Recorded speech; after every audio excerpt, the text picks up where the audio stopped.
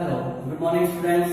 जैसा बेटा आपको ध्यान होगा कि हमने लास्ट लेक्चर जो किया था उसमें सॉल्यूशन के टाइप्स का किया था। आज हम उससे आगे टाइप्स ऑफ सॉल्यूशन से आगे पढ़ेंगे कंसंट्रेशन टर्म्स ऑफ सॉल्यूशन। तो कंसंट्रेशन क्या होती है?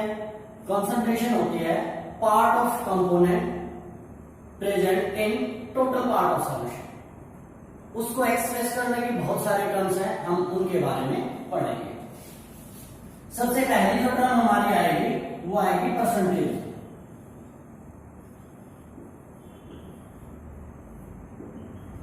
परसेंटेज हम छोटी क्लासेस में मैथ्स में बहुत बार निकाली है। जिस भी चीज की परसेंटेज निकालते हैं वो अपॉन टोटल इनटू 100। सेम यहां अप्लाई होगा।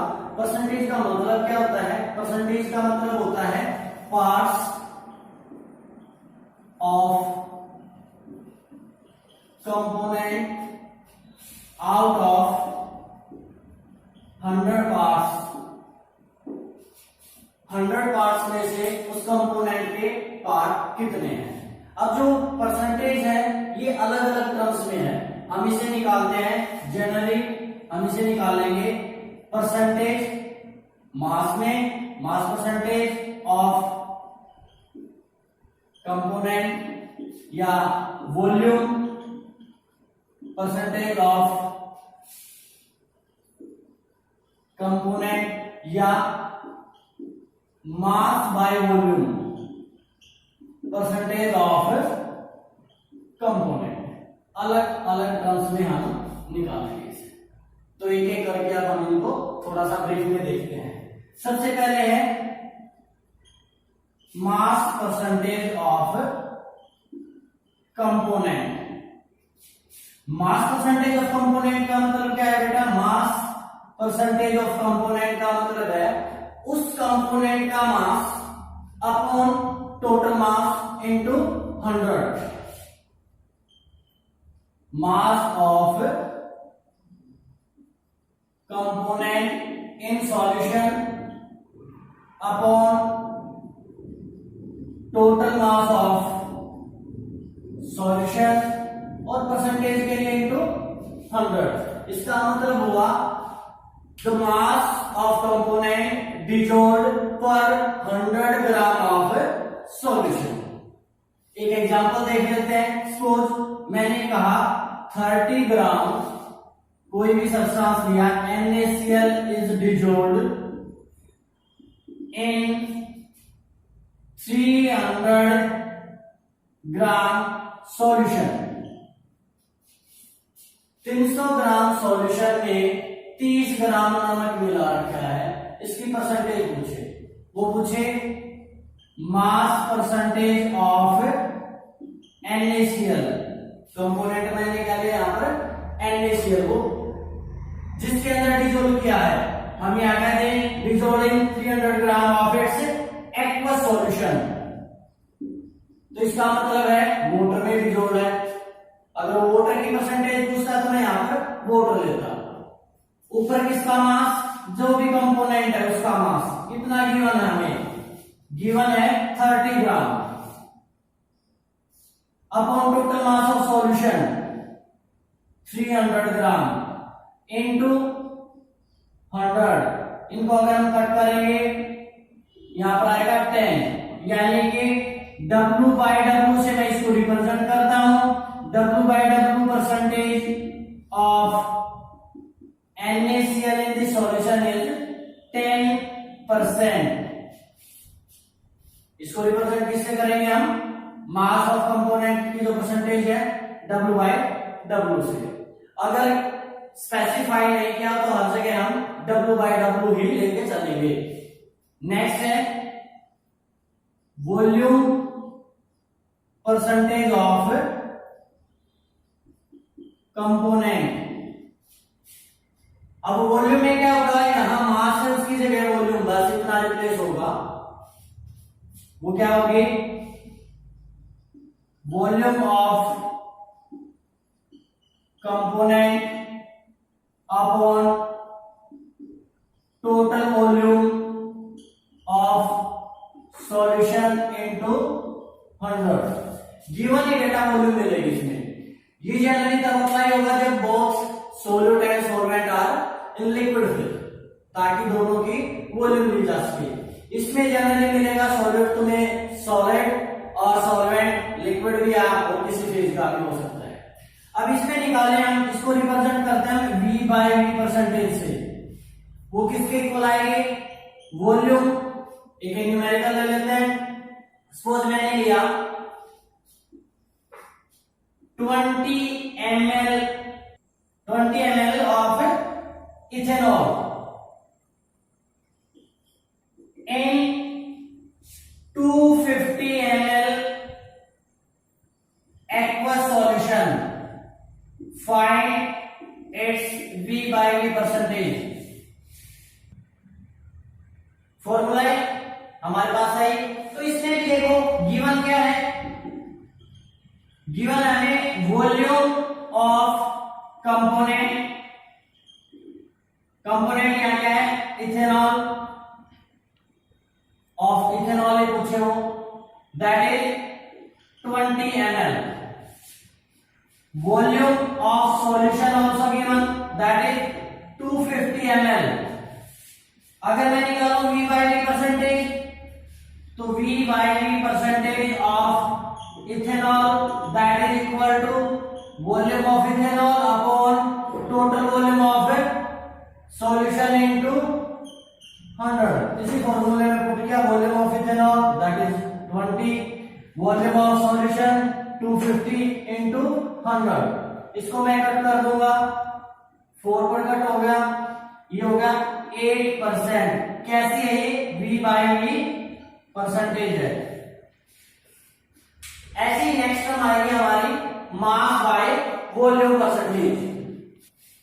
Next mass by volume percentage of solution. इसको किससे रिप्रेजेंट करेंगे हम? इसको मास बाय वॉल्यूम परसेंटेज से। वो किसके इक्वल आएगी? जनरली इसको हम लेंगे, मास को जो है वो है सॉल्यूट का, और सॉल्यूट लेंगे इसमें हम सॉलिड, और सॉल्वेंट लेंगे लिक्विड। ये फार्मेसी में बहुत ज्यादा यूज की जाती है टर्म्स, जो सिरप्स वगैरह होते हैं उनमें। तो इसमें होगा मास ऑफ कंपोनेंट,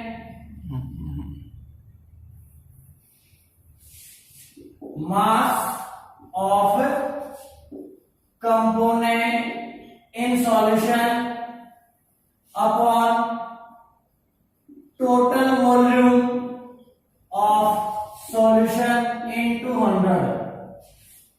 एक एग्जांपल लेते हैं। सपोज कोई हमें कहे 20 ग्राम कोई भी एक्स कंपोनेंट है is dissolved in 600 ml solution. Find W by V percentage of X। तो हमें गिवन क्या है? मास ऑफ X गिवन है 20 ग्राम, वॉल्यूम ऑफ सॉल्यूशन भी गिवन है 600 ml। हमें क्या निकालनी है? Mass by volume percentage, M by V percentage of X that is equal to mass of X upon volume of solution into 100। इसे हमें solve करने का आगे कट करके 10 by 3.33% आ जाएगी। अब इसके बाद हमारी जो नेक्स्ट टर्म आएगी that is strength. Strength of solution. Strength किस टर्म से निकालेंगे बेटा? स्ट्रेंथ होती है mass of component in grams dissolved per litre of solution. Mass of component in grams dissolved per litre of solution. अगर मैं mathematically लिखूं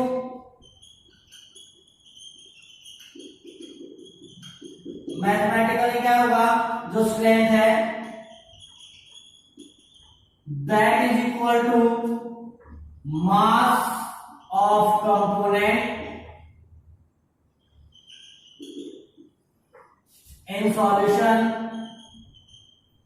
और वो भी किसमें, ग्राम्स में, upon volume of solution in litre. कोई भी एक एग्जांपल ले लेते हैं हम, सपोज ये है कि 20 ग्राम NaCl is dissolved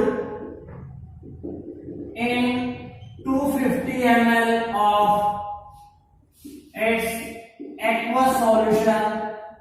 Find strength। तो स्ट्रेंथ क्या होती है बेटा,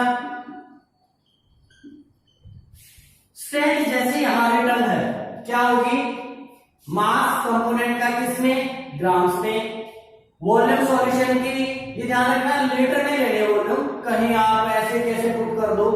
तो पहले लिख लो गिवन क्या क्या है,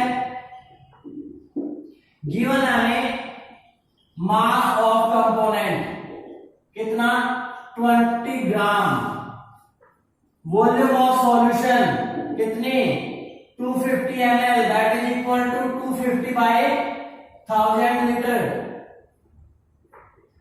1/4 litre.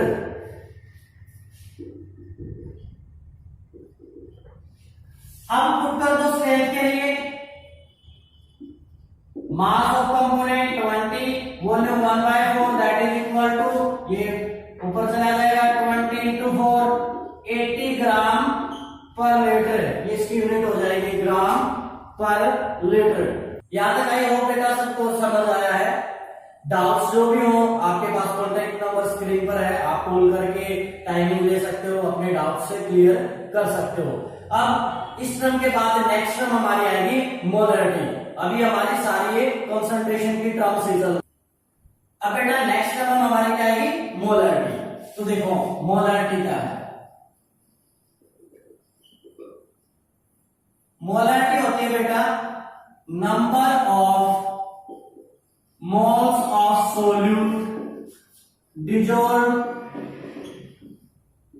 per liter of solution। ये क्या होगी, number of moles of solute dissolved per liter of solution। अगर मैं इसको रिप्रेजेंट करूं तो it is represented by capital N,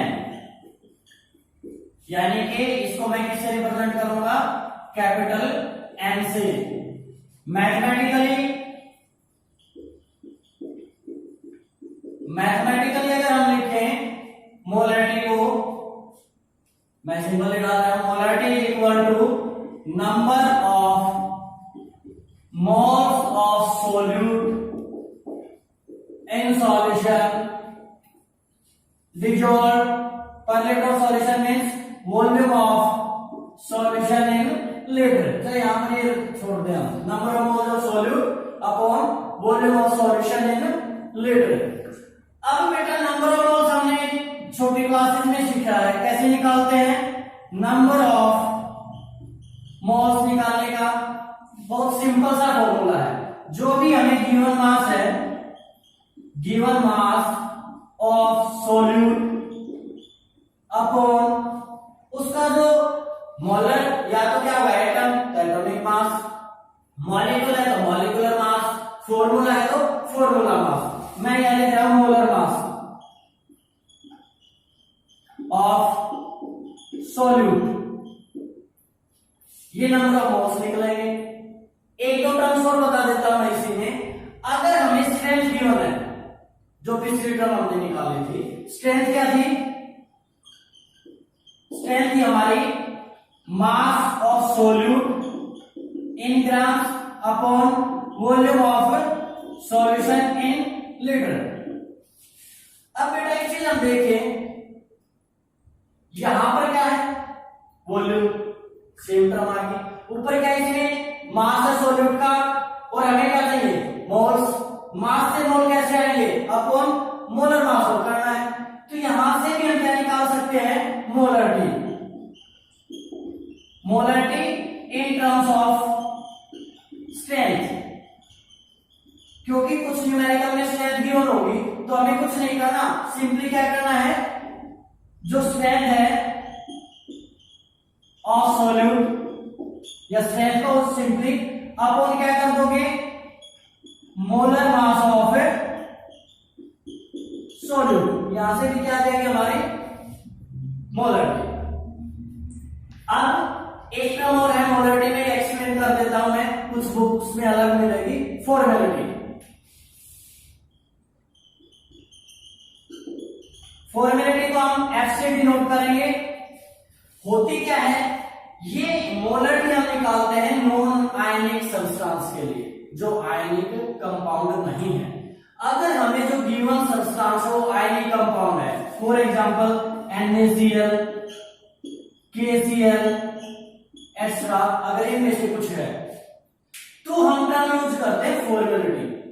क्या यूज करेंगे, फॉर्मेलिटी। फॉर्मेलिटी क्या होगी, फॉर्मेलिटी होगी जो नंबर ऑफ मोल्स हमारे आयनिक कंपोनेंट के आएंगे सेम वे से अपॉन इसका formula mass, upon formula mass कर देंगे। तो फॉर्मेलिटी कुछ अलग टर्म नहीं है, मोलरिटी है किसकी, आयनिक कंपाउंड्स की। आगे हम दोनों के लिए टर्म यूज करेंगे मोलरिटी, लेकिन कहीं गिवन हो फॉर्मेलिटी तो पजल नहीं होना है। इसके ऊपर एक न्यूमेरिकल करते हैं, फिर नेक्स्ट टर्म करेंगे।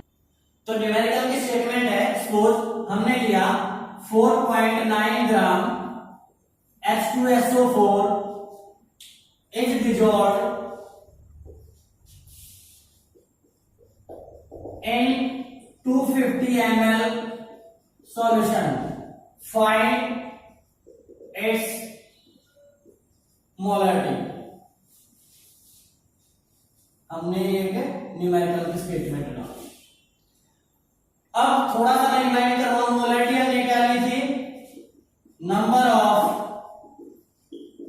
Moles of solute upon volume of solution in litre, ये हमारा फॉर्मूला है। तो अब हमें गिवन क्या है, पहले लिखते हैं गिवन है हमें मास ऑफ सोल्यूट, वो क्या है H2SO4, दैट इज 4.9 ग्राम। हमें मोल्स निकालते वक्त मोलर मास भी चाहिए, H2SO4 कितना आएगा, 98 ग्राम। निकाल सकते हो 2 into 1 plus 32 plus 4 into 16, क्योंकि आप ट्वेल्थ में हो तो इतना सिंपल आप खुद कर लोगे। नेक्स्ट है, हमें फॉर्मूला बताइए, वैल्यूज पुट करनी है। नंबर ऑफ मोल्स कितने आएंगे of H2SO4, number of moles of H2SO4 that is given mass upon molar mass, ये हमारा है moles. Now molarity that is equal to number of moles upon volume. Volume कितनी given है, volume of solution given है हमें 250 ml। इसको मैं litre में कन्वर्ट करूंगा तो 250 बाय 1000 लीटर, तो 250 अपॉन 1000, 4.9 बाय 98 इंटू 1000 बाय 250। ये 4 पर, ये 0.1 और ये 2 पर, ये 2 पर, यह है हमारा 0.2, कैपिटल एम भी लिख दो या मोल पर लीटर लिख दो, दोनों ठीक है। आई होप समझ आया होगा बेटा ये। तो अब नेक्स्ट टर्म कर लेते हैं मोलरिटी, और आज हम मोलरिटी तक की ही करेंगे, यहां तक कि न्यूमेरिकल है बुक में बहुत सारे, वो सारे करके देखने हैं, जो डाउट्स है वो पूछने हैं। मोलरिटी मैं यहीं पर करवा देता हूं। मोलरिटी होती है, it may be defined as the number of moles of solute dissolved per KG of solvent. थोड़ा सा ध्यान से देखना, it is represented by small M. कुछ सिमिलरिटीज लगेंगी इसलिए बोला ध्यान से देखना। क्या उसको कैपिटल एम से रिप्रेजेंट किया, इसको स्मॉल एम से। उसमें भी क्या थे, number of moles of solute थे डिजोल्ड, वहां पर था पर लीटर, क्या थी, वॉल्यूम थी। यहां पर है मास, और वो भी सिर्फ सॉल्वेंट का। अक्सर बच्चे यहां गलती कर देते हैं मोलेलिटी में। मैथमेटिकली लिखूं, मैथमेटिकली मोलेलिटी जिसको हम स्मॉल एम से डिनोट करेंगे is equal to number of moles of solute upon mass of solvent in KG. इस टर्म को बहुत ध्यान से यूज करना है, यहां पर मास यूज करना है सॉल्वेंट का, सिर्फ सॉल्वेंट का, ना कि सॉल्यूशन का केजी में। एक न्यूमेरिकल देखते हैं, सेमी न्यूमेरिकल लिया मैंने, लिख दिया एंड स्मॉल एम मोलेलिटी। तो मास के लिए हमें यहां पर यूज करना पड़ेगा डेंसिटी, वो भी गिवन है। सपोज मैंने दे दिया 1.2 ग्राम पर लीटर। तो चलो नंबर ऑफ मोल्स निकालना है सबसे पहले, तो हमें वो तो यहां तक के सेम आ जाएंगे, गिवन टर्म सेम है। Number of moles of H2SO4 हमारे आगे सेम।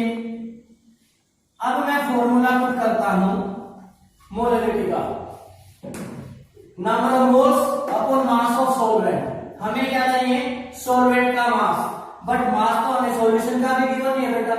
तो पहले हम क्या यूज करेंगे कि डेंसिटी यूज करके मास निकालेंगे। डेंसिटी क्या है, हम सबको पता है, डेंसिटी होती है mass per unit volume, mass upon volume. Mass किसका है, ये डेंसिटी किसकी गिवन है, सॉल्यूशन की। तो मास भी किसका आएगा, सॉल्यूशन का, और वॉल्यूम भी किसकी यूज होगी, सॉल्यूशन की। अब सॉल्यूशन की वॉल्यूम हमें गिवन है, मास निकल जाएगा क्योंकि डेंसिटी गिवन है। तो यहां से मास ऑफ सॉल्यूशन क्या आएगा, that is equal to density into volume. Density है 1.2, वॉल्यूम है 250, दैट